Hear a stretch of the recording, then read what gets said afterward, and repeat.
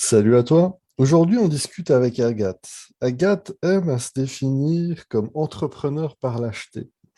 Personnellement, je n'y crois pas. Au contraire, si vous cherchez une entrepreneur rebelle, vous allez la découvrir. Et on commence maintenant. Bonjour Agathe, merci d'être avec moi, je dirais avec nous. Première question, qui es-tu? Bonjour Ziad, merci de m'avoir invitée. Je suis vraiment honorée d'être avec toi aujourd'hui. C'est moi, c'est moi. Alors qui je suis je suis une jeune femme entrepreneur, maman aussi d'un petit garçon et je suis à fond dans le Web3. Voilà, depuis maintenant un bon moment. Voilà, en gros c'est ça. Et investisseur aussi, Oui, pas de surcroît. j'allais dire oui. Tu sais, j'allais dire oui. Mais en même temps, je suis en train de regarder ta page LinkedIn pour essayer de me rappeler tout ce que tu fais, tout ce que tu as fait. Tu peux pas juste dire que tu es que ça. Je veux dire, t'animes aussi un podcast, enfin pas podcast, t'animes des lives sur LinkedIn. Tu es actif sur un Discord. On parlera aussi après de Thunder, parce que ça, faudra que tu m'expliques un peu plus. Ça a l'air d'être ton dernier bébé. Mais première question, comment tu t'es lancé dans tout ça? T'es tombé dedans comme Obélix ou qu'est-ce qui s'est passé? Alors, dans l'entrepreneuriat, je suis tombée dedans, ouais, comme Obélix depuis toute petite. C'est venu assez naturellement. Après, j'ai mis un peu de temps à me lancer. Enfin, un peu de temps. J'ai commencé par créer une association quand j'avais 17 ans, Ok. ce qui m'a familiarisé un peu avec la création de quelque chose, d'une, en fait, d'une personne morale. Et donc, de tout ce qui est administratif, trouver des fonds, mener un projet. Et puis c'est parti. En fait, ensuite, c'est resté. C'est-à-dire que c'est pas vraiment un choix. Je sais qu'il y a des gens qui disent que l'entrepreneuriat, c'est oser se lancer. Moi, je dirais que c'est presque par l'acheter, en fait, que je me suis lancée dedans. Parce que j'ai pas du tout envie d'être salariée. Je n'ai jamais eu envie, à part de ma propre boîte, évidemment. J'ai pas de problème avec les patrons quand ils sont bons, mais c'est aussi dur à trouver des bons associés. Alors pourquoi s'embêter? Oui, Voilà. c'est intéressant, tu as utilisé le mot lâcheté, mais j'aurais plutôt utilisé, au contraire, c'est une preuve de maturité. Enfin, tu sais, savoir ce qu'on veut ou l'orientation qu'on veut se donner à 17 ans. Normalement, à 17 ans, tu fais plutôt le party, ou bien tu essaies de finir tes études, ou tu voyages. Je dis, là, tu t'es quand même lancé dans quelque chose qui était très formel. Parce que moi, je connais plein de gens qui ont parti des assos, je veux dire, des compagnies, mais qui sont jamais enregistrées, qui ont juste fait au grand maximum une page web, puis c'est jamais allé plus loin, tu sais, c'est genre le délire de fin de semaine, où tu dis, hey guys, ou je dis, hey girls, on part une Ouais, compagnie, ouais, puis il se passe ça m'est rien. arrivé. Ok, Ça m'est arrivé énormément de fois. Quand j'étais ouais, au lycée, avant ça, j'avais envie d'être photographe dans des événements. À l'époque, j'étais à Versailles, donc ok, dans les rallyes versaillais. J'avais fait 2 fois d'ailleurs les photos dans des rallyes et je voulais faire mon site web, mettre les photos dessus, revendre les DVD, enfin c'était des CD avec les photos dessus.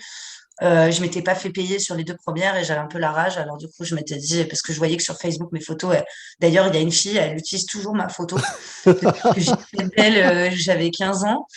C'est toujours sa photo de profil. Donc voilà, faites attention à qui vous rencontrez sur Internet. J'ai évidemment essayé plein de fois des choses et avorté les projets très tôt. J'ai essayé d'apprendre le code. J'avais le code pour les nuls parce que je voulais coder mon site moi-même. Franchement, j'ai fait que des. À un moment, j'ai revendu aussi des treillis militaires ok, que je trouvais à Saint-Ouen, au puce de Saint-Ouen, dans les dépôts militaires, et je les revendais à Versailles. J'ai vendu aussi des écharpes Burberry tombées du camion. Voilà, j'ai organisé des soirées. Mais voilà, ça a avorté quand même souvent, ça n'avait pas toujours derrière une structure. C'est avec l'association Kid Imagine la première fois que j'ai vraiment créé une structure légale. Ok? Et d'ailleurs, j'ai fait un seul projet avec. Après, j'ai jamais pu rebondir et faire autre chose. Donc, voilà, je pense que quand on est entrepreneur, c'est comme ça dans le sang, en fait. Quand on est un entrepreneur dans le sang, ça arrive très, très, très souvent c'est pour ça d'ailleurs qu'en général, j'ai plusieurs projets en même temps. Ça arrive très souvent de pas faire de choses concrètes et je pense qu'il y a des gens qui le font comme ça pendant 30 ans jusqu'à ce qu'ils trouvent quelque chose qui va fleurir. Et voilà. C'est extrêmement vrai ce que tu dis, puis ça me rappelle ce que m'avait dit un business angel canadien, parce qu'on discutait des startups, enfin de l'écosystème des startups, puis du nombre de startups qui mouraient. Puis il me disait, bah, c'est normal qu'il faut qu'il y ait un grand nombre de ces startups qui échouent, parce qu'en fait, ça sert d'engrais. Pour avoir un terreau fertile, donc ça fait un cycle vertueux, mais il faut que ça s'essaye. Et clairement, moi, j'ai mis, c'est exactement comme ça que j'ai vu les choses, c'est-à-dire que à chaque fois que j'ai eu un projet, bien sûr que je me suis mise, en fait, on me dit, tu te mets à 100% dans le projet, Ouais. et c'est comme ça qu'il faut réussir. Alors, c'est vrai, mais en fait, moi, en tout cas, personnellement, je suis jamais à 100% parce que, enfin, je suis à 100%, mais j'ai 100% en plus à répartir sur d'autres choses. Et surtout, j'ai pas peur de l'échec parce que je sais que à chaque fois que j'ai tenté quelque chose et que ça a commencé à, voilà, à donner une chose, mais peut-être pas encore une entreprise, et puis parfois même une entreprise, mais qui va pas générer de bénéfices, bah, à chaque fois j'ai validé en fait un des aspects de l'entrepreneuriat sur lequel j'ai gagné de l'expérience. Et un jour, bah, ça va marcher. C'est comme ça en fait que je vois les choses, c'est-à-dire que c'est jamais perdu. Et même si moi, je vois dans mon parcours, j'ai fait pas mal de choses différentes, du cuir, de la couture, du théâtre, de l'édition de livres, euh, du cannabis légal, voilà, plein de choses. Maintenant, le Web3, pareil, j'ai lancé aussi pas mal de choses. Et en fait, tout le monde pense que ça n'a pas de lien, mais tout a un lien. Et à chaque fois, quand j'avais un projet qui commençait, enfin, qui prenait forme, c'était souvent qui reliait plusieurs petits projets que j'avais eus ou plusieurs choses. Et en fait, voilà, ça s'accumule et ça crée enfin un nœud qui, lui, a du sens. Sauf qu'à chaque fois, bah, il manque un truc ou un deuxième truc. Et donc, dans mon projet d'après, je me dis, bon, bah, je ne vais pas faire les mêmes erreurs. Et du coup, je repars sur autre chose. Mais cette fois, je corrige ces erreurs-là, sauf que j'avance un stade supplémentaire. Donc, je refais des erreurs et je réapprends, ainsi de suite. Et chaque entreprise que j'ai créée, chaque projet pour l'instant, disons, là, si on veut chercher une cohérence, c'est qu'à chaque fois, je suis allée plus loin. Je suis allée plus loin à chaque fois dans les stades, dans l'avancée, dans le nombre de personnes, dans la confiance que j'avais avec les personnes lesquelles je travaillais, avec mes clients. Et donc, je pense que ça part dans le bon sens. Bah, Voilà. je t'ai dit oui, et encore plus oui. Puis il y a plein de belles choses que tu dis. Souvent, quand tu pars en affaires, les gens te disent que c'est un coup de cœur que j'ai eu, ou c'est une compagnie que j'ai voulu monter, ou ça m'a toujours passionné. Versus ce qu'on nous dit, puis ce qu'on nous enseigne, puis ce qu'on voit, c'est que souvent, il ne faut pas tomber en amour avec notre idée, mais avec le problème. C'est l'éternel, tu vois une problématique, puis tu vois une solution, puis tu vois des gens qui sont prêts à payer pour, bah, ça devient un business. Par contre, toi, quand tu parles, on a l'impression que c'est plutôt le côté passion, mais que quelque part, tu es en train de monter un empire. Donc, c'est assez particulier, c'est le fun, c'est cool. Mais Oui, c'est les deux. Parfois j'ai fait dans un sens, parfois j'ai fait dans l'autre. Parfois, j'avais la solution et j'ai cherché le problème avec ma passion, avec ma connaissance. Parfois, c'est parti que de la passion. Je sais pas vraiment en fait. C'est souvent il y a plusieurs choses en même temps qui se passent et je vois une opportunité et du coup je me lance, je pivote en général un grand nombre de fois. Mais oui, je suis quand même pas quelqu'un business oriented quoi. ok, C'est quelque chose que j'apprends depuis des années. Après, c'est assez marrant parce qu'en fait c'est un peu paradoxal dans le sens où je dis que je suis pas business oriented, Mais je sais que j'ai des capacités déjà en vente, que je sais me vendre. Quand c'est mes projets, j'ai pas forcément coup à mes projets. J'ai beaucoup souffert de ma boîte au Maroc, par exemple, ça a été l'IFEA, là, que j'ai revendu mes parts, ça a été difficile, quoi. Oui, alors, le Maroc, donc déjà, bon, j'y étais allée en voyage avec mes parents, donc c'était un pays que j'aimais beaucoup. Et quand j'étais en école de commerce, on avait un échange universitaire. Oui, Moi, j'ai passé le IELTS, tous ces trucs-là. Fallait payer en plus. C'est pas mon délire. Pour moi, ça aurait dû être inclus. Donc, un peu pour manifester, je l'ai pas fait. J'avais pas spécialement envie d'aller aux États-Unis ou en Angleterre ou dans d'autres endroits. Et donc, j'avais un choix assez limité dans les échanges. Et il se trouve qu'il y avait le Maroc. Et donc, j'ai fait, bah, super, génial. Tiens, en échange au Maroc pendant quelques mois. 4-5 mois. Donc, j'étais à l'internat à l'ISCAE, qui est une super école. Je ok. crois que c'est la meilleure du Maroc en commerce, très bien classée en Afrique aussi. Et donc, je vivais sur le campus et j'ai adoré. Je me suis fait des amis pour la vie. Je suis restée en stage un petit peu. D'abord, j'ai fait un stage au comptoir de l'innovation, un service civique. J'ai démissionné au bout d'un mois. J'ai pas accroché. Et je suis partie ensuite faire un stage à l'APEBI, donc qui est la Fédération des technologies de l'information, de l'offshoring, voilà, des télécommunications Ok. au Maroc. Donc je travaillais en fait avec les plus grands patrons de l'IT au Maroc, directement les DG, pour créer l'Africa IT Expo, donc Ok. un salon IT à l'échelle africaine. J'étais chef de projet. C'était vraiment génial. J'ai vraiment adoré. D'ailleurs, je salue Salwa Belkizis, qui est vraiment une femme extraordinaire et qui a publié un livre là récemment. Elle est très inspirante. Et donc, j'ai fait ce stage.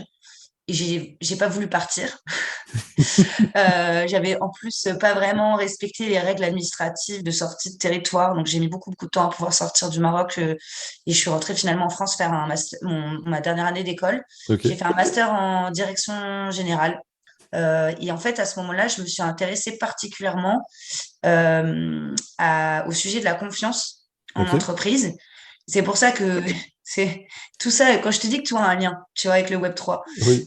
Depuis très très longtemps, moi, j'étais questionnée par le libéralisme, la notion de confiance, toutes ces choses-là. Et je connaissais déjà Bitcoin depuis un moment, mais j'avais pas fait le lien, en fait, encore Ok.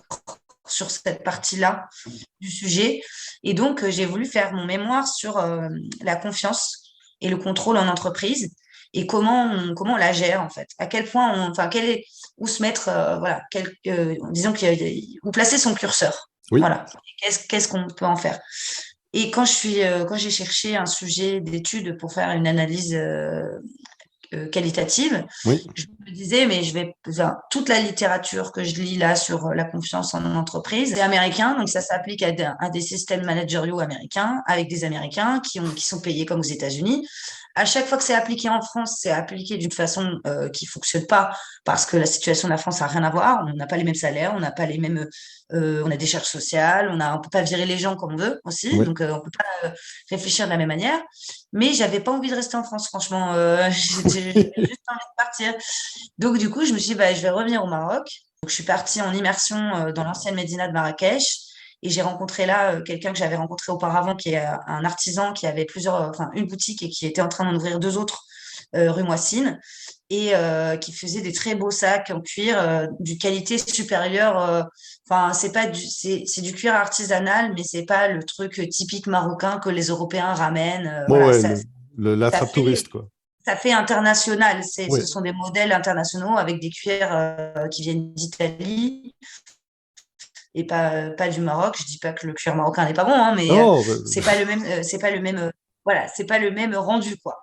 Et donc, il y avait aussi des espèces de babouches, des ballerines babouches que j'adorais. J'en étais trop fan. Et en fait, lui, il m'a ouvert la porte de quelques-uns de ses amis qui avaient des entreprises dans la Médina. Et je suis allée les interroger sur ça. Est-ce que vous faites confiance ou est-ce que vous êtes plutôt dans le contrôle avec vos employés? C'est là-dessus que j'ai fait mon mémoire.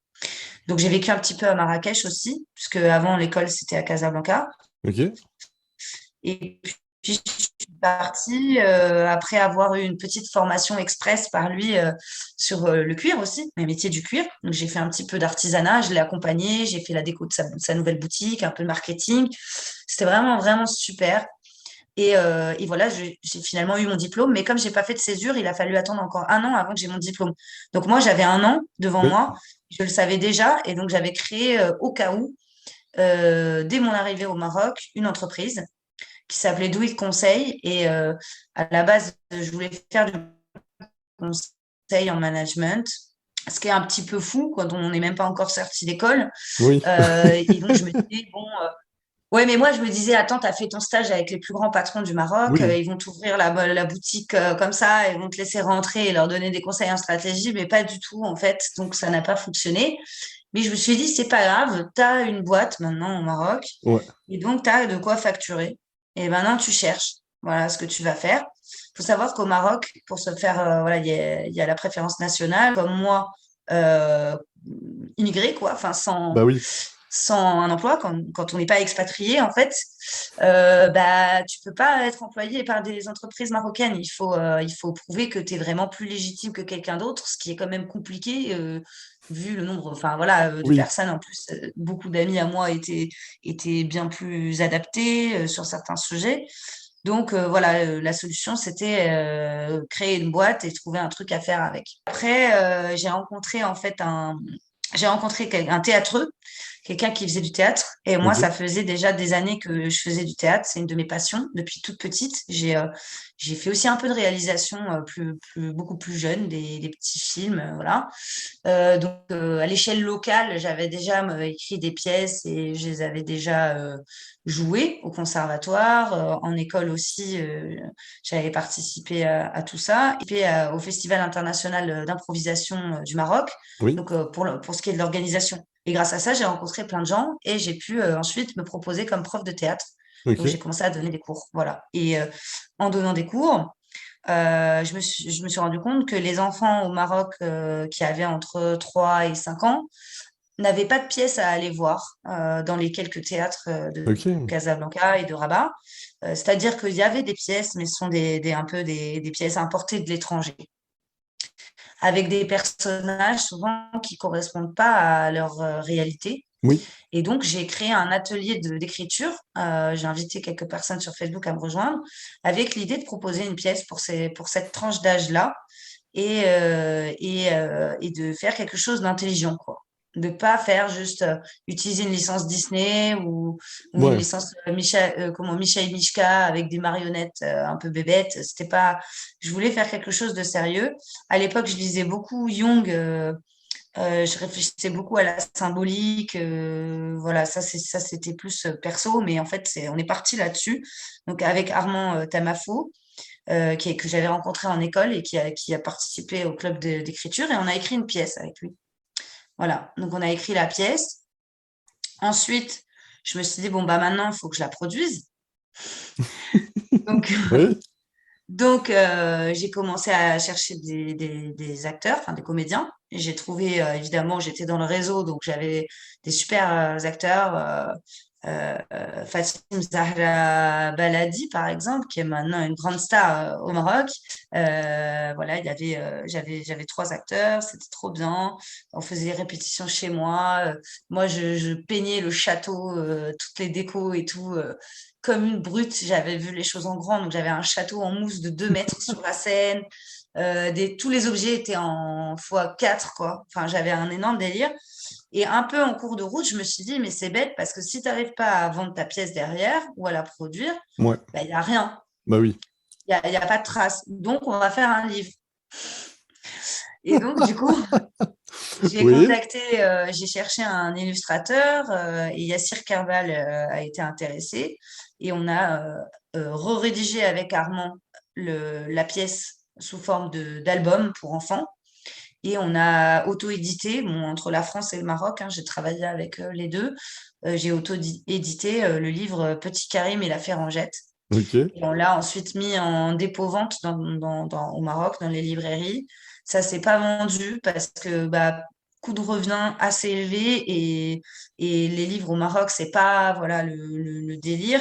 Oui. Mais en fait, l'idée, c'était de faire connaître l'histoire avant de faire la pièce. C'était un peu un produit d'appel, en fait. Ok. Et aussi un produit de dérivé, c'est-à-dire que si la pièce existait, je vendais le livre à la sortie. D'accord. Voilà. Ah oui. Parce que, après, je me suis rendu compte que pour vendre une pièce au Maroc, il fallait connaître certaines personnes clés et que ces personnes clés-là, pour y avoir accès, c'est énormément de réseaux et se faire accepter avec peut-être des plus petits projets d'abord, aller à certains dîners spécifiques, voilà, auxquels j'aurais pu assister si j'avais passé 3 années, 3, 4 années de plus au Maroc, mais j'ai commencé à être essoufflée, à court d'argent. Et donc, je me rendais compte que mon plan, il n'était pas tout à fait rentable, à part si je me mettais prof de théâtre full-time. Ok, ouais. Voilà, donc du coup, j'ai quitté le Maroc. Voilà, j'ai un peu, je me suis rendu compte de mon erreur un peu tard et voilà, mais c'était tellement passionnant, j'ai appris tellement de choses. J'avais aussi une salariée. Pour une fois, j'avais jamais eu de salarié encore. Donc ça, c'était une superbe expérience. Et j'ai fait énormément de rencontres et beaucoup, beaucoup de personnes avec lesquelles j'ai des liens à vie, je pense, au Maroc. J'ai presque le goût de te dire, donc là, on vient de terminer la saison 1 du documentaire sur ta vie, donc on va attaquer la saison 2. Hey, non, mais en tout cas, moi, je suis content parce que là, en quelques minutes, voire quelques dizaines de minutes, les gens ont simplement compris pourquoi je voulais t'enregistrer, puis je voulais discuter avec toi autour d'un café, ou d'un kawa, comme on dit. Écoute, c'est impressionnant. En même temps, moi, ça me parle, parce que j'ai toujours été... Et on se ressemble par pas mal d'aspects au niveau expérience. Par contre, je te challengerai sur deux éléments. Un, je ne trahirai pas un secret, tu es française. Tu l'as dit toi-même, tu l'as répété. Ouais. Par contre, au niveau de l'entrepreneuriat, on explique souvent que la France, un peu comme le Québec ici, est réticente à l'échec. Tu sais, souvent on dit qu'on va tolérer un échec, donc tu peux failer une fois, puis après tu peux plus jamais failer. C'est genre, les gens vont accepter de te reparler après un fail, parce que ça peut arriver. Mais si tu fais 2, 3, 4, 5, 6 boîtes, personne ne va te parler. Alors que si on prend les États-Unis, tant que tu n'as pas failé 10 fois, mais personne ne te parle. Même pas un retour de rien du tout. Hmm. C'est parce qu'ils considèrent que tu n'as pas assez mangé pour être sérieux, tu n'as pas assez appris. Je pense que les 10 sont dépassés depuis un moment, quoi. Parce que, bon, après, si on compte les boîtes réelles, non. Mais si on compte les projets et le nombre de pivots aussi, tu vois, comment j'ai pivoté, comment Oui, j'ai navigué. Moi, ce que j'ai trouvé très difficile, en fait, tu vois, c'est pas l'échec. ok. Moi, ce qui me dérange, c'est que beaucoup de gens la critique qu'on m'a faite, c'est pas l'échec. On m'a dit, t'abandonnes, quoi. Ok, Et moi-même, je me le suis dit, mais j'ai pas abandonné, c'était pas bon. C'était pas bon. oui. En fait, il y a une différence entre l'abandon et comment on peut dire, il y a l'abandon et c'est quoi l'autre mot? C'est l'obstination, quoi. Ah oui, ouais, Tu vas pas effectivement. t'obstiner. Et puis surtout, moi, je fais pas de concessions sur mon mode de vie et que mon business, je vois que bah, si je veux y rester, il va falloir que je vois les choses d'une autre manière et que je reste 3 ans de plus pour gérer le truc.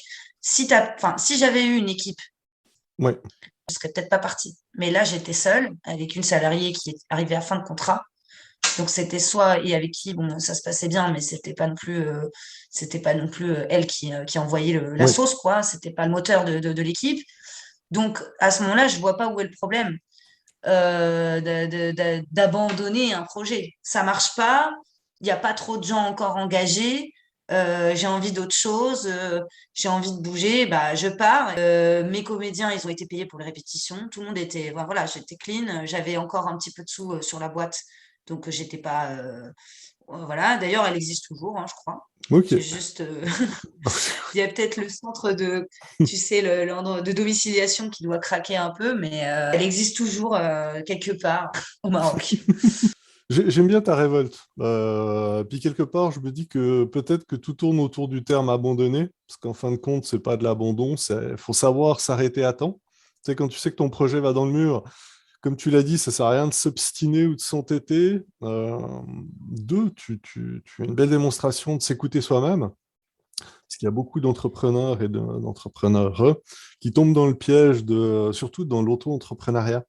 C'est où tu te tues à la tâche parce que tu t'inquiètes ou tu t'es mis des objectifs de fou. Et j'ai le goût de te dire que la conciliation vie privée et travail, c'est quelque chose qui est assez récent, je dirais, pour pas dire générationnel. Je trouve que ça. Puis, comme tu l'as dit au tout début, il y a beaucoup de choses quand tu l'expliques ou quand tu le présentes, quand on met le terme Web 3. Enfin, moi, le Web 3, moi, je continue à dire Web 3.0, Internet du futur ou Internet intégré. Bref, le Web 3, ça commence à faire sens. Il commence à y avoir un petit côté rebelle.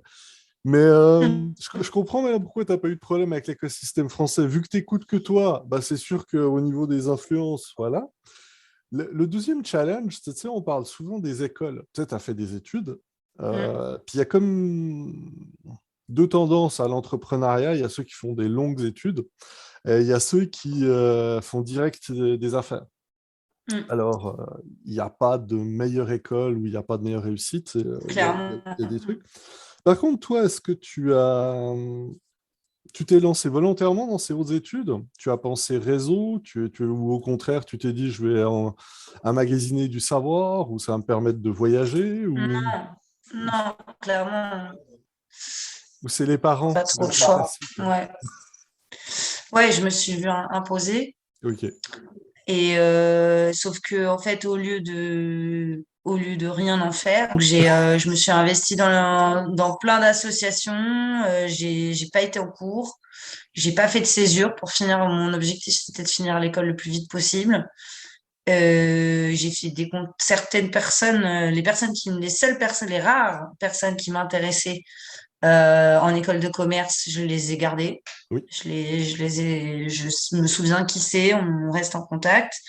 On travaillait, on était dans l'asso Déclic Entreprendre. J'étais secrétaire pendant 2 ans environ. Et donc, on faisait des cafés entrepreneurs. On a fait des startup week-ends. Il y avait personne qui voulait venir à l'époque. C'était scandaleux. Personne ne voulait être entrepreneur à l'école. Quand je suis partie, ils ont créé la majeure entrepreneuriat et là, tout le monde voulait être entrepreneur. Mais quand Oui. je suis arrivée, c'était hors de question. C'était la honte. On était considérés un petit peu comme des losers quand même, faut le dire. Et en fait, bah, j'ai pas lâché. J'ai pas lâché, donc j'ai rencontré plein de petits projets, plein d'entrepreneurs, des gens avec lesquels je travaille maintenant dans Funder, des gens qui m'ont rejoint. Et donc je l'ai dit là d'ailleurs, j'étais il y a pas longtemps à un événement Déclic Entreprendre. Maintenant ils sont 40, Ok.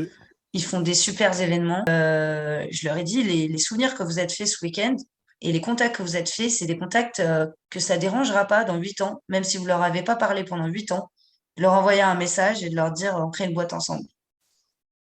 Et ça, c'est vrai. Et je me Ok. suis dit, voilà, rien à faire. Tu vas au cours qui t'intéresse. T'as payé en plus ton. Moi, j'ai Bah payé oui. mon école. C'est pas une école d'ingé. Donc Oui. moi, je l'ai fait à l'américaine. Quand j'avais envie de venir à un cours parce que je trouvais ça intéressant, j'y allais. Si c'était pas intéressant, j'y allais pas. Et pour les partiels, je me débrouillais. De toute façon, les partiels en école de commerce, si, bon alors j'avoue, la compta un peu chaud. Mais à part ça, à part en majeure finance, le truc commence à se corser. Mais sinon, à part ça, franchement, si tu as fait prépa avant, t'as pas besoin d'aller en cours pour passer les partiels.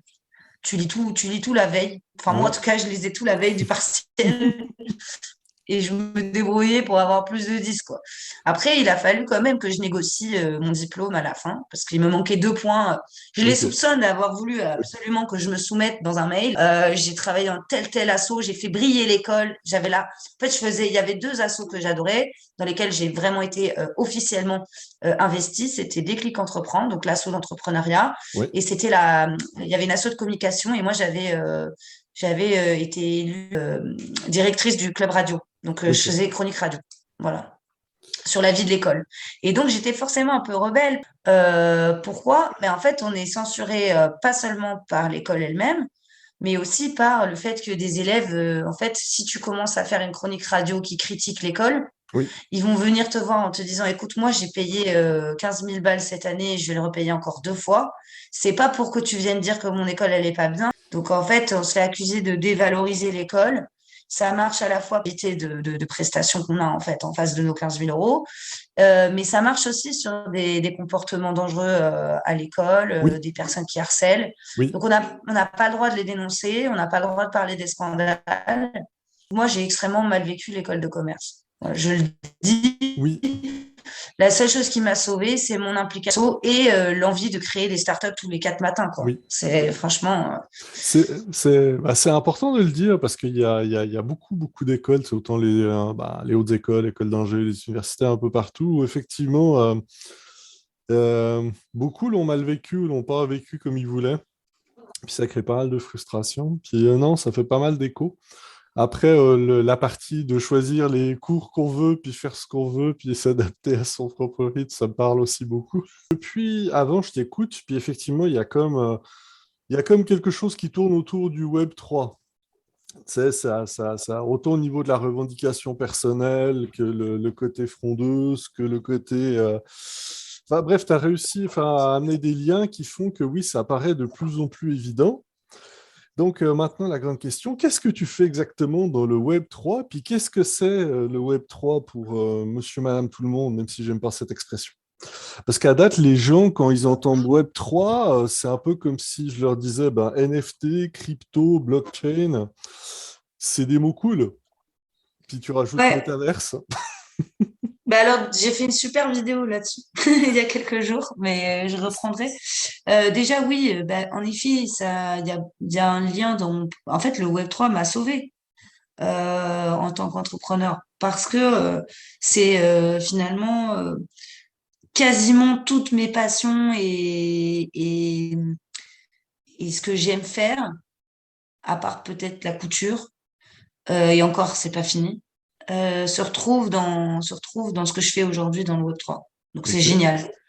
Tu vois, on peut tout à fait lier mes obsessions personnelles de jeunesse, mes lectures, mes types de business. Quand je suis partie dans le cannabis, c'est pas non plus sans lien. Il y a des choses dans la culture autour du cannabis qui ont, enfin, il y a beaucoup, beaucoup de points communs avec Oui, le 3. Euh, et puis après, avec l'investissement, puisque après la boîte d'après, c'est enfin, plus ou moins simultané, c'est Unico. Et donc, c'est de l'investissement en equity oui, dans des startups. L'entrepreneuriat, Internet, mon envie de produire des contenus. Le théâtre, c'est lié un peu avec le fait que je fasse des lives, que finalement je me mette en scène en quelque sorte. L'écriture aussi. En fait, il y a tout. C'est-à-dire que pour moi, c'est une carte blanche, enfin. Enfin. Enfin, un secteur dans lequel je peux être complètement ce que j'ai envie d'être et dans lequel je peux entreprendre comme je l'ai toujours voulu. Alors qu'auparavant, je me sentais un petit peu, ouais, je me sentais bridée, je me comparais quand même beaucoup aux autres, aux autres. oui, Euh, Là, j'en ai vraiment plus rien à faire, quoi. J'en ai vraiment plus rien à faire. Et donc, le Web 3, pourquoi c'est incroyable?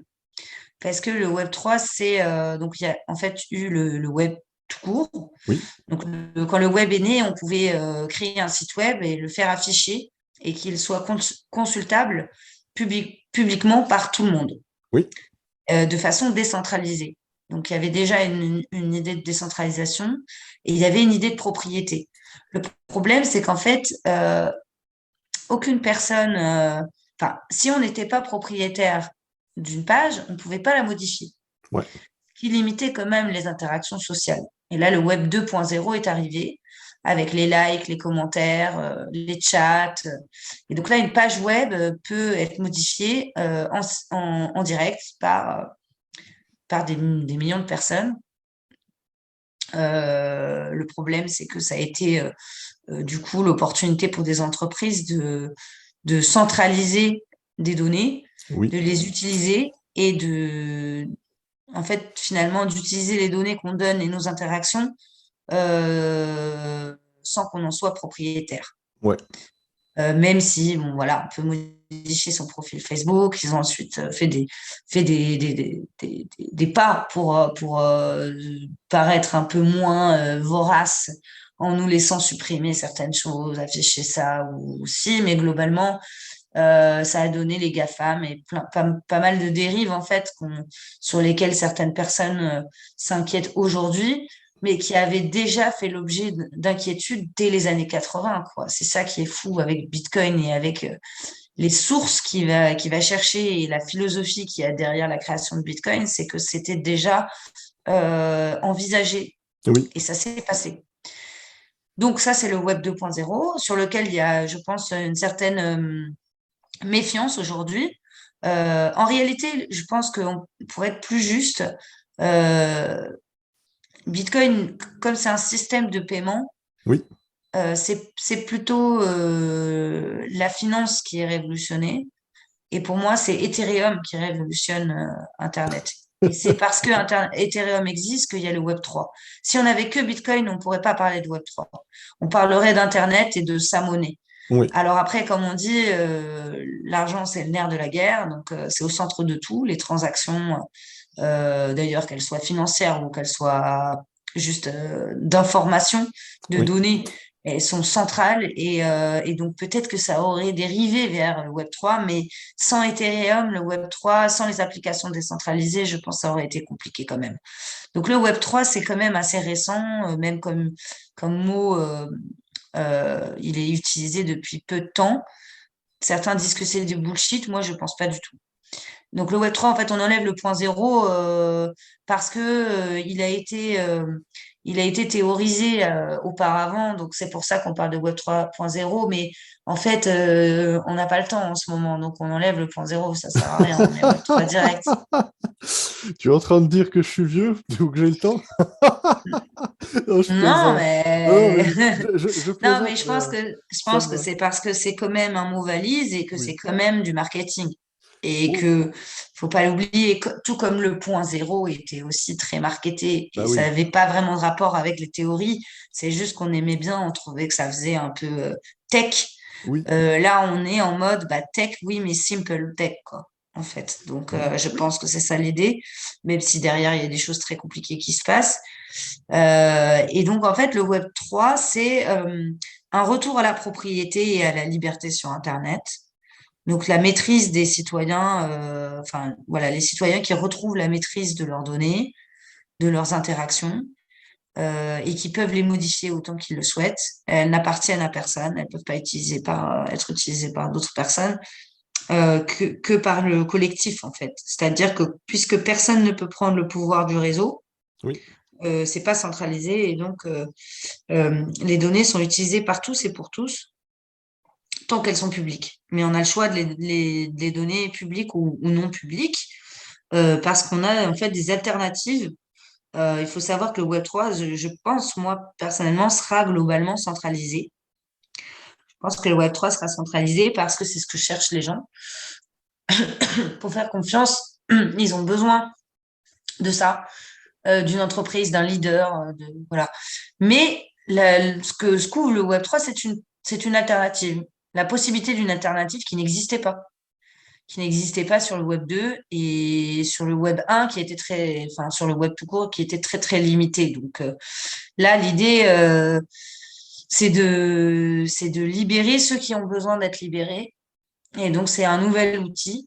Et je pense que, voilà, on va faire beaucoup de choses. Dans le Web 3, on rentre quoi? On rentre les blockchains, oui, les crypto-monnaies, les NFT, les applications décentralisées, les dApps, la finance décentralisée, les nouveaux métaverses, ceux qui sont décentralisés, enfin ceux qui obéissent aux règles du Web 3, mais oui, il existait déjà des métaverses auparavant. En tout cas, c'est une nouvelle opportunité pour les métaverses de créer une adoption, puisque ça n'avait pas trop l'air de décoller avant.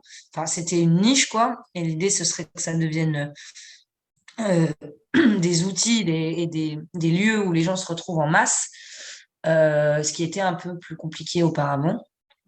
Et voilà, je pense je peux même pas en fait dire ce que c'est le Web 3 parce que mais c'est toi qui m'as dit ça d'ailleurs. Il me semble que c'est toi qui as utilisé cette expression que c'est l'Internet du futur qui existe déjà. oui. Ouais, voilà, tu vois, j'ai besoin de retenue, je l'ai déjà utilisé depuis.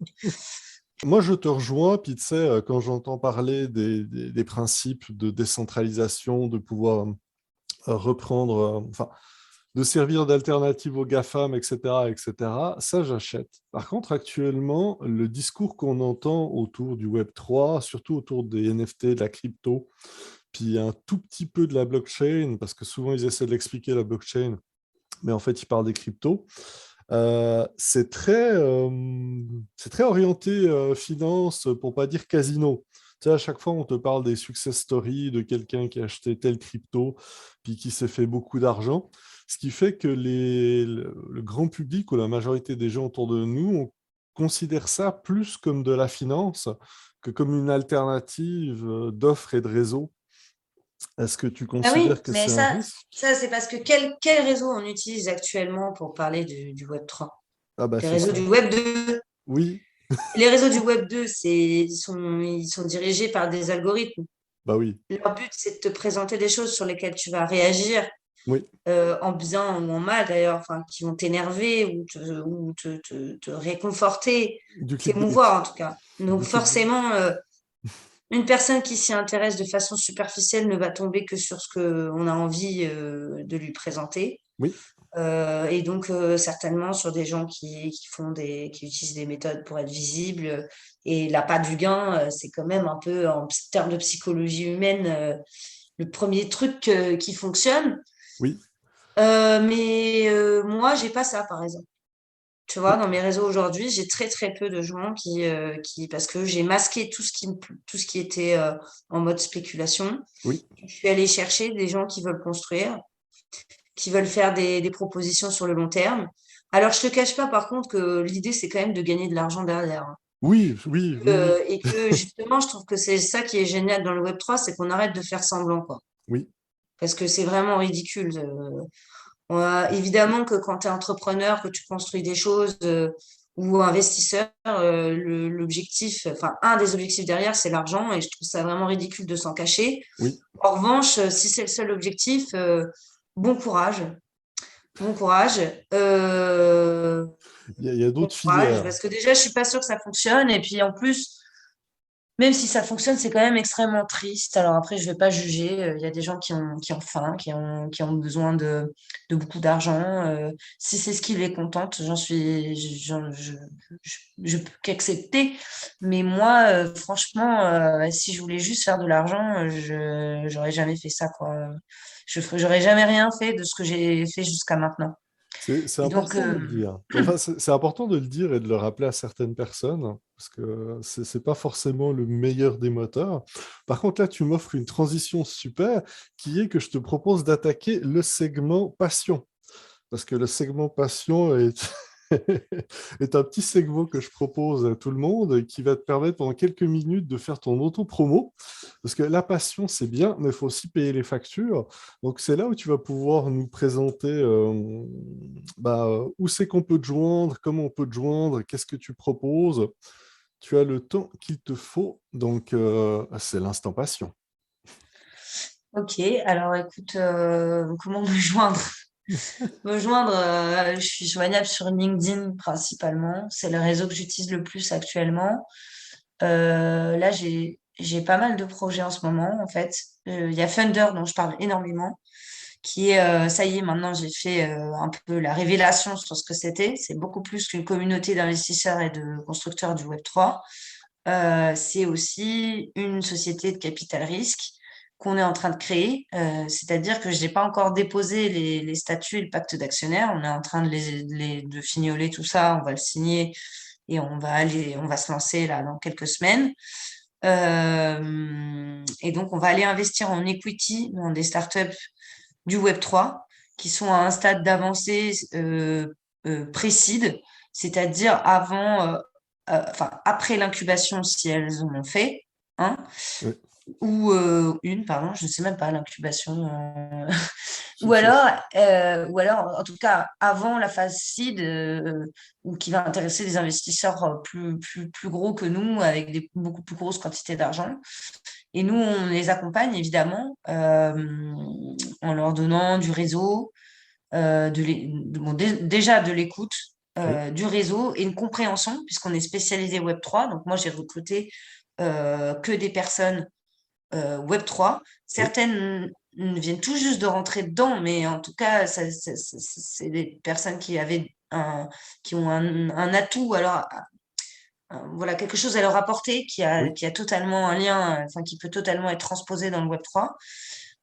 Et on va aller chercher ensemble, en fait, avec cette société de capital risque, le nouveau fair deal de l'investissement en précide, c'est-à-dire qu'on va aller chercher, finalement, on, on commence en accompagnant ces startups et en oui, investissant dedans, mais on est agile, on a envie d'aller chercher comment ça pourrait se faire. Parce que là, on part en equity, parce que moi, je suis convaincue qu'il y a encore beaucoup d'entreprises dans le Web3 qui se lancent, qui ont besoin de cette étape-là, oui. d'avoir une partie de leur capital qui appartiennent à des business angels et à des gens qui vont leur apporter des business cases, voilà, des choses, des atouts stratégiques pour la suite. Mais on va ouvrir d'autres possibilités et on va aller chercher en fait comment être les meilleurs dans ça, dans l'investissement dans le Web3. Au début, ça commence comme ça. C'est le premier deal, il est tout simple. Et puis, ça va s'étendre vers là où ça nous mènera, en fait, là où on trouve qu'il y a un besoin, là où on pense qu'on est capable de pouvoir apporter des solutions. Et autour de Funder, ce qui fait vivre Funder, c'est la communauté. On a une communauté alors qui est pour l'instant euh, constituée de B2B, en fait, beaucoup d'autres startups dans lesquelles nous, on ne pourrait pas investir parce qu'elles sont à un stade trop en aval ou trop en amont, ou qu'elles ne s'intéressent qu'aux crypto-monnaies, qu'elles ne souhaitent pas diluer leur capital en equity. Oui. Ou alors, il y a aussi des prestataires qui peuvent accompagner les startups sur pas mal de plans, le marketing, les ressources humaines, et qui sont aussi en général des personnes qui entreprennent d'ailleurs, donc qui ont tout cet esprit entrepreneurial et qui fait que je pense que ça va bien matcher avec les entreprises dans lesquelles on va investir. Et cette communauté est assez dynamique, c'est cool. Pour l'instant, il y a une cinquantaine de personnes. Et l'idée, ce serait que petit à petit, il y ait aussi d'autres personnes qui nous rejoignent, qui soient des personnes intéressées par l'investissement dans le Web3 en général et qui seraient prêtes à porter main forte à Funder. Donc ça, je suis en train de réfléchir à un système parce qu'on pourrait tout à fait plus tard partir en DAO. D'abord utiliser les outils du Web3 pour notre système de gouvernance et puis carrément proposer une offre tout public. Donc ça, c'est quelque chose auquel je réfléchis. Enfin, tout public intéressé Oui. par l'investissement dans le Web3. Donc, c'est pas tout public, mais disons qu'on pourrait ouvrir le club à une plus large, à plus de personnes. Donc, on réfléchit à ce genre de possibilités et voilà. Donc, c'est pour ça qu'il faut rejoindre Funder. Il y a très, très, très, très peu de temps là pour venir prendre le train en marche et rentrer, sachant qu'on ouvrira plusieurs fois, je pense, le capital dans les mois à venir pour donner l'opportunité à des personnes qui n'auraient pas saisi l'opportunité tout de suite de rentrer plus tard. Mais ça sera plus cher. Donc, C'est comme tout. C'est que... comme tout, il vaut mieux venir au début, surtout qu'au début, on est en train de tout construire. Donc, si vous voulez avoir un avis et qu'il compte le plus possible, c'est maintenant. Après, évidemment, tous les avis seront pris en compte, mais c'est pas du tout la même puissance que lorsqu'on est cofondateur. Parce que là, Oui. en fait, les personnes voilà, qui sont autour de moi avec Funder, on est une vingtaine, ils sont cofondateurs. Donc, c'est vraiment une opportunité géniale. Donc, ça, c'est Funder. Après, moi, j'ai aussi une formation qui s'appelle Le futur d'Internet, que j'ai masqué un peu ces derniers temps. Je ne lui ai pas donné beaucoup de visibilité parce que j'étais en train de faire mon benchmark à Oui. Paris. Maintenant, c'est bon. J'ai un peu, mes cours, j'ai deux cours, hein, ils sont prêts. C'est deux cours de 1 heure et quart où je passe sur tous les fondamentaux, Bitcoin, blockchain, proof of work. Et en fait, c'est comment dire, c'est court, simple, mais ce n'est pas de la vulgarisation. OK. C'est-à-dire que vous n'allez pas avoir du tout le même apport que si vous lisez un article de vulgarisation ou vous allez regarder une vidéo YouTube. C'est pas du tout la même chose parce que déjà, je suis en cours particulier, en visio. Donc, j'ai une personne en face de moi. Je sais à peu près son parcours. On s'est vu peut-être sur LinkedIn ou autre. Donc, je connais sa problématique métier. Oui. Et au début, je l'interroge un peu sur ce qu'elle sait. J'ai plus de temps que si je suis en groupe. Et donc, je lui explique euh, tout ça jusqu'à Ethereum et on finit même sur NFT, Metaverse, etc., hein, en du coup 2 fois 1 heure et quart, donc en même pas 3 heures. Elle sera capable de connaître, de comprendre un peu n'importe quel article simple, enfin disons classique sur le sujet. Donc elle va acquérir pas mal de vocabulaire, les connaissances minimum pour pouvoir comprendre ce qui se passe en fait dans le Web3 et développer déjà un petit esprit critique. Donc pas tomber, par exemple, tu parlais tout à l'heure des gens qui ne parlent que de gagner des sous, gagner des sous. Oui, Les personnes qui vont faire ma formation, c'est même pas ce qu'elles vont chercher. Parce qu'en fait, disons que je vais pas les convaincre, c'est pas mon objectif, je vais pas les convaincre de construire quelque chose. Je vais juste leur donner des éléments pour pouvoir répondre à des mails qu'elles reçoivent de clients qui leur demandent des informations ou qui souhaitent une prestation sur le sujet. Commencer à s'y intéresser et donc à développer un réseau et pouvoir renvoyer ce client vers quelqu'un euh, ou au contraire carrément s'y intéresser tellement que la personne va aller faire ce qu'on appelle DIOR, do your own research, et acquérir des compétences et ajouter une brique de connaissances à son métier ouais, et pouvoir proposer des prestations dans le Web3 et ou aller même carrément plus loin dans une formation comme par exemple celle d'Alira parce qu'elle se dit, bah ouais, ça me plaît, maintenant je comprends un peu la philosophie derrière, je vois que c'est technique, mais si c'est bien expliqué, je peux m'en sortir. ouais, Je vois que finalement maintenant j'ai tous les mots-clés pour faire des recherches sur, sur ce sujet-là. Donc je suis plus. En fait, c'est ça, moi je veux briser la glace en fait. ok. C'est une formation éclair, je l'appelle comme ça, parce qu'en fait, c'est une formation rapide, très intense mais qui brise la glace entre une Ok. personne qui ne connaît rien du Web3 Ouais, et le Web3. Donc, enfin, j'ai déjà proposé cette formation, hein. Pour l'instant, personne n'est sorti en me disant le Web3, c'est bullshit. Alors qu'ils sont arrivés parfois avec cette idée-là. C'est-à-dire qu'ils ont tout de suite vu le potentiel et les possibilités que ça donnait. Mais ils vont pas tomber dans ah bah génial, demain je vais aller m'acheter un NFT direct. Comment on fait ouvre-moi un oui, wallet. Pas du tout, parce qu'en fait, je viens pas du tout pour le coup. Je parle beaucoup d'investissement pour Funder, ouais. mais avec ma formation, on n'est pas dans l'investissement. Ça peut donner envie d'investir, mais plutôt justement sur du concret, c'est-à-dire que c'est des personnes, si elles vont investir, elles vont aller s'intéresser au projet, elles vont aller faire des recherches, C'est vérifier si ça a vraiment un c'est intérêt. ça. Elles vont pas que s'intéresser à l'aspect spéculatif, en fait, clairement. Ça permet de mieux maîtriser je vais dire, le sujet sans perdre, enfin, sans investir trop de temps sur les internets en ayant des messages contradictoires. Si on veut faire cette formation, on passe aussi par LinkedIn ou tu as un site, tu as quelque chose? Alors, le site est en construction. Ok, D'ailleurs, je cherche des personnes qui pourraient me proposer quelque chose d'original. J'ai une idée, mais elle est un peu folle. C'est pour ça que je demande des informations là sur le graphisme 3D. Je ouais, voudrais faire vraiment quelque chose qui claque.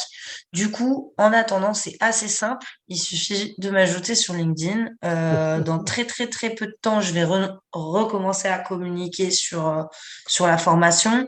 Mais je peux la délivrer, elle est prête. Et en fait, je vous envoie un Calendly, vous choisissez la date et vous payez à la fin du Calendly et c'est fini. Voilà. Il y a rien, il y a tout est dans mon Calendly, moi, en fait. J'ai pas ok. perdu de temps. Il y a toutes les informations. On peut s'appeler un quart d'heure avant. Moi, je fais vraiment du cas par cas. L'idée, c'est d'avoir une relation assez oui, c'est vraiment pour particulier, quoi. Donc, je Ouais. m'intéresse aussi à la personne, à son parcours. Et si éventuellement elle a une ou deux questions à la fin par rapport à ce qu'elle est en train de faire et qu'elle avait un objectif précis avec la formation, je réponds. C'est pas l'usine, quoi. C'est c'est extrêmement pertinent, puis tu as encore une fois bien présenté ça. J'ai le goût de faire le lien vers t'as une page YouTube. Oui, alors, C'est quoi son adresse? ma page YouTube, c'est celle de Funder actuellement. Tous mes Ok, contenus, je les redirige sur Funder. parce que c'est comme ça que j'ai commencé. Je t'avoue que je sais pas si ça sera toujours ça, mais en tout cas pour l'instant tout est sur la page YouTube de Funder. Donc, Funder, ça s'écrit Fund 3R parce que c'est l'idée d'investir sur le Web3. Donc voilà les deux idées dans un seul mot. Et, euh, Et et on allez-y. trouve tous les replays. Voilà, Oui. on trouve tous les replays des lives que je fais sur LinkedIn. c'est- On trouve, donc il y a les lives que je fais sur LinkedIn où en fait j'ai choisi un thème qui a un lien avec le Web3 évidemment et j'invite 6 personnes et j'organise ça comme une émission de télévision en fait. J'ai vraiment repris les formats de la télévision parce que moi j'adore, j'ai regardé énormément la télévision, même à l'étranger, j'ai l'appli Molotov, moi je regarde la télévision.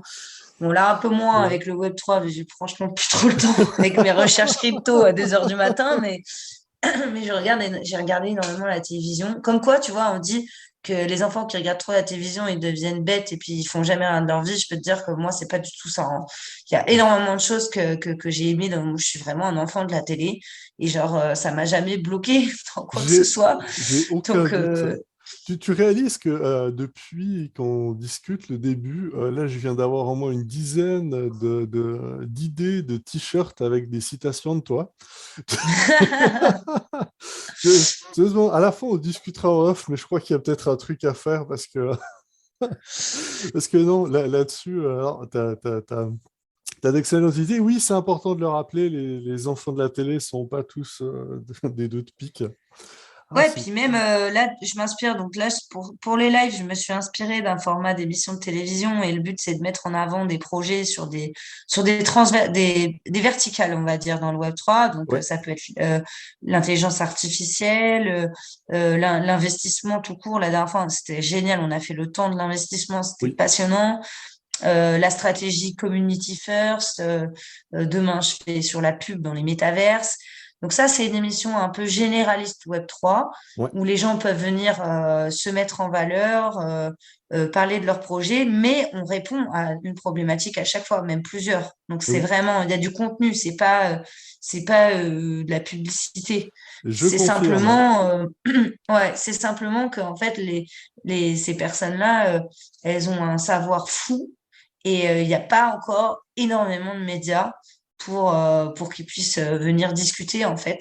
Oui. Et moi, je trouve que le format d'interview, c'est très intéressant. D'ailleurs, je vais t'en parler. Je vais faire un format comme ça aussi bientôt. C'est le troisième que je vais lancer, le quatrième même. En tout cas, moi, je trouvais que c'était sympa ce format d'émission de télé. En plus, je m'éclate à le faire. J'ai l'impression que je joue à l'animatrice, quoi. Tu vois, vraiment, je m'éclate. Donc ça, c'était une idée qui est venue, franchement, j'ai pas fait exprès, hein, ça m'est tombé dessus. Mais comme je t'ai dit, moi, il y a une opportunité, un truc que j'aime, je saisis, j'y vais. Et puis là, j'ai lancé un nouveau format qui s'appelle GM OK. pour Good Morning. Alors tout le monde demande ce que c'est. Ben, en fait, c'est Good Morning. Et en fait, c'est un délire un peu dans tous les gens qui investissent dans le Web3, qui est issu de la culture trading. OK. C'est de se dire good morning quand on démarre sa matinée, qu'on commence à lancer ses trades. Ouais. Et en fait, c'est devenu un peu le bonjour du Web3 en général, même sur d'autres sujets que le trading et que les crypto-monnaies. OK. Donc, j'ai pris IGM et en fait, je m'inspire d'un format je crois que c'est un Américain, mais je suis pas sûre. C'est un anglo-saxon en tout cas Ouais. qui fait ça. C'est des vidéos YouTube assez courtes. Lui, il les fait plus longues. Moi, j'ai choisi assez court. Et il prend une problématique ou une définition, un sujet. Il va aller préciser vraiment quelque chose. Voilà. Mais là, pour le coup, en fait, c'est marrant, tu vois, parce que moi, je pense que mes contenus, ils fonctionnent pour des débutants mais je veux pas faire de vulgarisation.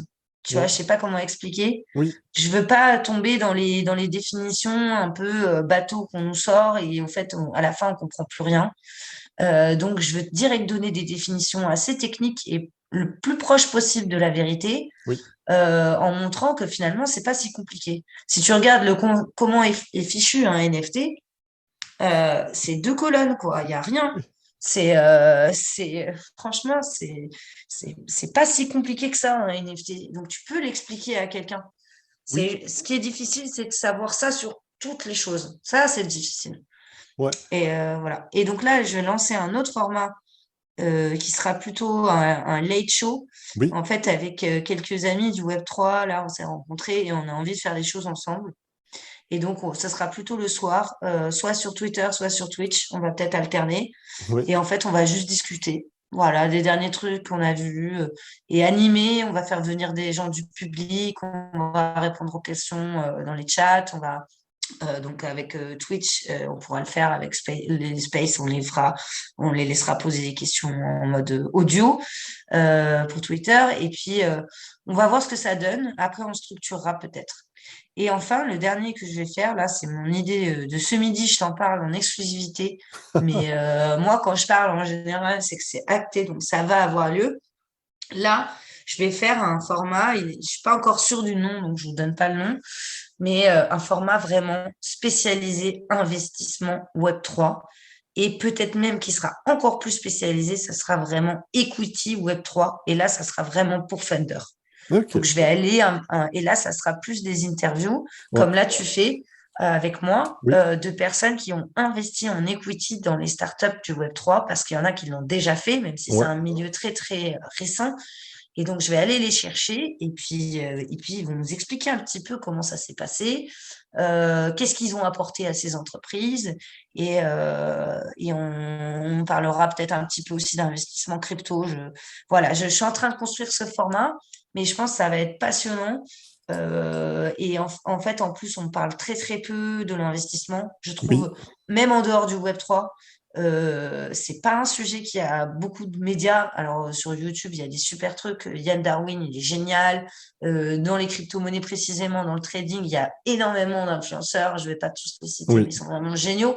Mais je parle d'investissement business angel, oui, d'investissement start-up, vraiment start-up. Ça, franchement, on est, j'en connais très, très peu. on est Et d'accord. je trouve ça dommage. Donc voilà, j'y vais. À partir du moment où il y a un trou, moi, j'y vais. En tout cas, tu as déjà trouvé je veux dire, un premier viewer. Moi, c'est sûr que je vais jeter un coup d'œil. Je vais regarder ça. Puis oui, effectivement, il y a beaucoup de propositions généralistes, tu sais, ou de vulgarisation, comme tu le disais. C'est vrai que tout ce qui touche au business angel, c'est c'est des petits cercles, en fait. Tu sais, Bah, nous- c'est un monde secret. Oui, oui, C'est un bah, monde qui est resté secret. Déjà, l'entrepreneuriat avant, c'était secret. ouais. Ça fait quelques années que ça ne l'est plus. Mais autour, il y a eu des grosses entreprises, des super incubateurs, The Family, la station F qui ont été créées. Donc, Oui, ça a été, il y a eu tout un engouement autour de de ces structures, ce qui est cool. oui, Aujourd'hui, on attend de savoir ce que ça a donné. Personnellement, moi, j'aimerais bien avoir un peu le retour sur investissement de tout ça, les chiffres, quoi. oui, Après, ça a fait des licornes, mais c'est pareil, les licornes, c'est des licornes, ok, mais moi, je parle de l'encaissement. oui. Voilà, moi, j'attends de voir. C'est oui. Et je trouve il y a pas mal de mouvements en ce moment. On a vu, il y a des petits scandales, hein, c'est pas non plus, voilà, qui réveillent tout le monde. Tout le monde se dit, ah, mais en fait, il se passait peut-être des choses Oui, bizarres là-dedans. Et le Web3, c'est une opportunité de mettre tout ça à plat, de ouais, dire, écoutez, c'est quoi en fait le bon deal entre l'investisseur et la startup? C'est quoi? Donc, certains vont dire, c'est de l'argent et du temps. oui, C'est-à-dire que l'investisseur doit te permettre d'aller plus vite. oui, Je sais pas, je sais pas. Moi, je verrais plutôt de faire mieux, mais peut-être les deux. Tu vois, je pense que il n'y a pas d'autre solution qu'en fait de poser la question à ceux qui en ont fait l'expérience, de ouais, demander aux startups elles-mêmes ce qu'elles veulent, de mettre les mains dedans en fait, et de communiquer dessus pour une fois, oui. histoire d'avoir des retours, histoire C'est, de pouvoir avancer et de travailler ensemble. on est entièrement d'accord. Puis c'est sans prix. C'est sans prix. Bon, ben voilà, allez hop, Agathe, j'ai hâte. J'ai hâte d'aller voir le premier épisode. Allez hop, hop, hop. Ouais. C'est mon idée du midi, hein, donc je Ah, pense que ça va prendre peut-être une dizaine de jours ou 2 semaines pour naître. On va ouais, voir, mais j'ai hâte à l'idée de 18 heures. Mais non, Je veux dire, il n'y a pas de secret, tu sais, on vient juste de se rencontrer, puis on a discuté que quelques fois ensemble, mais je crois que là, tout le monde a compris que tu étais brillante, quoi. Je crois qu'il n'y a même pas besoin de discuter plus loin. Je veux dire, l'argumentaire est fait. Euh, je vais continuer là-dessus parce que tu sais, tu sais, au-delà du storytelling, puis de comment tu amènes les choses, puis de ton vécu, tu sais, on sent que tu as des belles valeurs, puis il y a quelque chose qui bouillonne en dessous. C'est une question que je pose à tout le monde. Si tu avais un conseil à donner aux futures générations, ou une bouteille à la mer à lancer, ça serait quoi?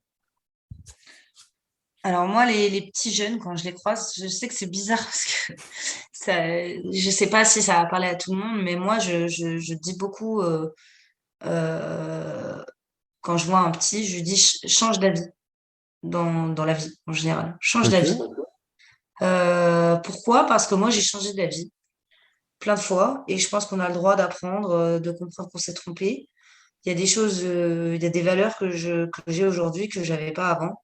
Et c'est la vie qui me les a apprises. Et si j'avais fermé les yeux, je pense pas que, enfin voilà, j'en serais pas là. Et donc il faut changer d'avis. Je dis pas qu'il faut être une girouette. Il y a bien sûr peut-être des choses qui sont intimement ancrées en nous, mais en fait, un avis, c'est pas notre intérieur. Quand on a un avis, c'est pas profond un avis. Donc en fait, je pense que par exemple moi, j'ai jamais changé profondément. Mais par contre, j'ai changé d'avis beaucoup. Et j'ai compris qu'il y avait même sur moi, en fait, des choses Ouais. que j'avais mal interprétées, des liens de cause à effet que j'avais mal interprétés, des événements que j'avais mal interprétés, qui me donnaient des opinions sur les choses qui étaient des opinions qui, en fait, correspondent pas à mes valeurs. En fait, c'est l'inverse. On découvre ses valeurs avec le temps et l'expérience. Et donc, faut pas avoir honte de changer d'avis, d'expliquer aux gens que parfois, on n'a pas d'opinion on a le droit on a le droit de pas en avoir. On a le droit aussi d'en avoir et de se rendre compte qu'on s'est trompé. Voilà. Pour moi, ça, c'est hyper important. Mais ça n'a rien à voir avec l'entrepreneuriat. Donc, peut-être que si, mais en tout cas, moi, c'est le conseil que je donne aux petits. En tout cas, un grand merci, parce que ça fait sens, ça fait juste sens. Utilisons des expressions québécoises, n'ayons pas peur. Ça fait même plus que sens. Non, un grand merci pour cette bouteille à la mer. Moi, je viens quelqu'un dans un autre blog qui, sa bouteille à la mer, c'était désolé pour la nature. Puis c'était tout. C'est bien aussi.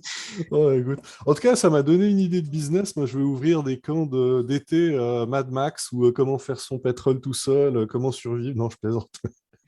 Mais c'est trop bien ça. C'est ça. Moi, j'ai fait des stages de survie. Ah Ouais, oui, oui. je Oui, les ah ai oui. pas fait jeunes, Ok. enfin pas petites, mais il y a le scoutisme, Ah oui. le scoutisme, c'est génial. Moi, j'étais pas scout, mais tous mes potes étaient scouts. Je les enviais un petit peu. Après, bon, il y a des choses que j'aime pas dans le scoutisme. Moi, je suis trop rebelle pour faire ce genre de choses. Clairement, j'ai vu mon comportement dans les stages de survie. C'est pas que je joue pas le groupe, parce que je Oui. suis puissamment, je joue le groupe, Ouais. mais je respecte pas les règles. Enfin, j'ai jamais respecté les règles de. Je lis les consignes. Ouais.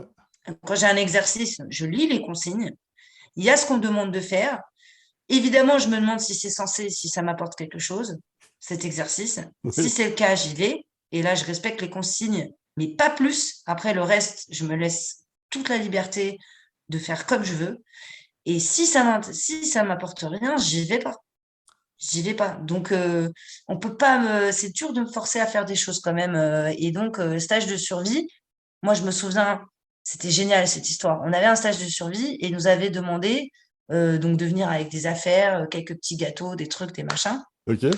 Et, euh, et donc, moi, j'avais pris je sais plus, des sneakers, des Mars ou je n'en sais rien. Et ils nous avaient demandé de tout jeter. Quand on est arrivé, ils nous ont demandé de tout jeter dans une bâche, sur une bâche, Ouais. en nous disant qu'on allait jouer collectif et tout partager. Et moi, en fait, j'ai pas tout mis. J'ai gardé deux barres de chocolat parce que j'ai senti l'embrouille, quoi. Ouais. Je me suis dit, genre, je mets pas tous mes œufs dans le même panier, moi. je suis pas venue pour souffrir, comme diraient certains. Donc, ok, stage de survie, mais il faut avoir un coup d'avance sur les autres, tu vois.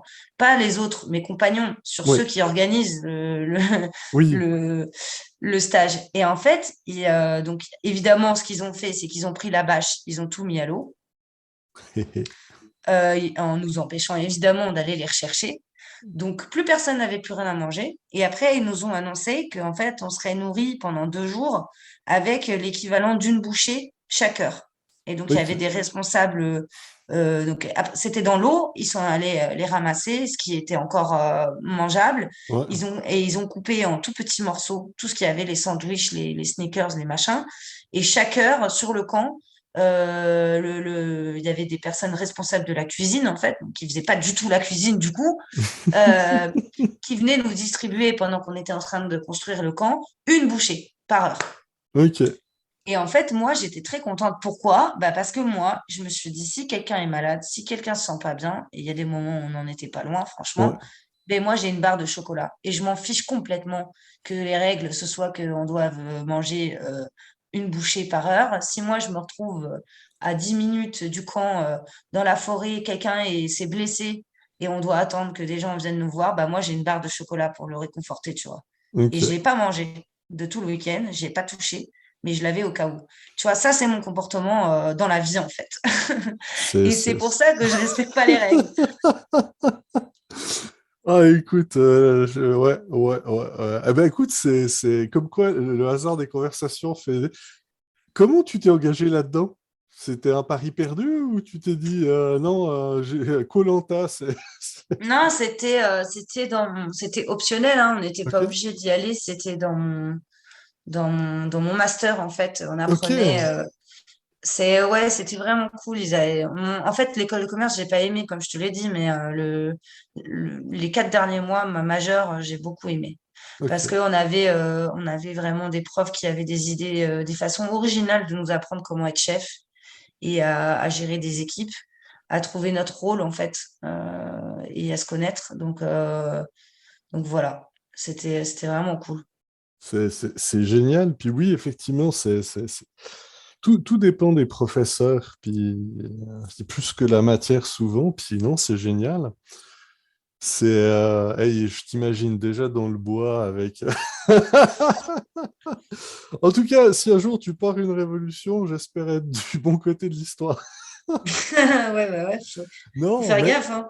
non, Faut c'est ça. rentrer dans le Web3 tout de suite. Ah oui, Je le dirai à tout le monde, hein, parce que c'est ça. Je mettrai, je mettrai une date et puis rejoignez le mouvement. Non, c'était pas une question. Rejoignez le mouvement. Ok, d'accord.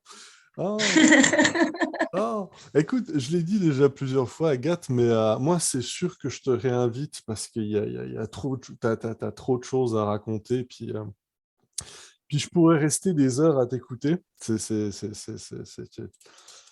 On va travailler le côté désagréable, Agathe, comme ça on coupera plus vite. Puis, non, Ok. plus sérieusement, moi je suis très content de notre échange, comme à chaque fois. Pour là où, enfin pour les personnes qui nous écoutent ou qui ont la chance, rentrer en contact avec elle ou aller guigner sur ce qu'elle fait ou assister à ses lives, puis à ses vidéos YouTube, puis sûrement à son nouveau contenu. Mais sans déconner, si vous avez moyen de la croiser ou d'échanger avec elle, faites-le, vous serez gagnant. Puis non, je me reconnais beaucoup dans pas mal enfin, dans tout ce que tu as dit au niveau de l'expérience de vie et autre chose, mais un très beau parcours, puis je j'ai aucun doute sur le fait que ça inspirera du monde. Écoute, là, ça fait à peu près 1 heure qu'on discute, puis tu m'as déjà inspiré sur plein de trucs. Comme je dis, c'est sûr qu'on en discute en off. Mais non, un grand merci Agathe. Puis juste avant de quitter, Merci à toi. juste avant de quitter, c'est l'éternelle question. Est-ce que tu voudrais aborder un sujet ou parler de quelque chose que j'ai pas dit ou que je t'ai pas demandé? Tu sais, c'est comment éviter le regret qu'on a en disant ah oui, mais si j'avais su, j'aurais parlé d'eux. Ouais, bah, tout simplement, je pense que comme pas mal de fois, mon mot de la fin, c'est toujours adressé aux femmes. Oui, Venez dans le Web3. Voilà. C'est tout. Venez voir mes lives et je vous donnerai envie de venir dans ce secteur. Mais venez. Ou venez voir par Claudia Loma qui fait un super podcast. Je sais pas moi, trouver tout ce qui vous intéresse, quelque chose qui vous intéresse et venez. Venez avec nous. On peut pas laisser encore une fois une révolution se passer sans nous. On est en 2022. On a les mêmes droits que les hommes, en tout cas en France. Donc maintenant, on doit prendre le pouvoir de nos droits et ça demande un petit effort supplémentaire dont on est toutes co-responsables, je pense. Et donc, venez, vous êtes invités, on vous fera une place au chaud, à côté des hommes et à côté de d'autres femmes déjà présentes. Voilà. Et voilà, c'est déjà fini. Oui, je sais, le temps passe si vite. Un grand merci à toi pour ton écoute et on se retrouve la prochaine fois. Bye bye.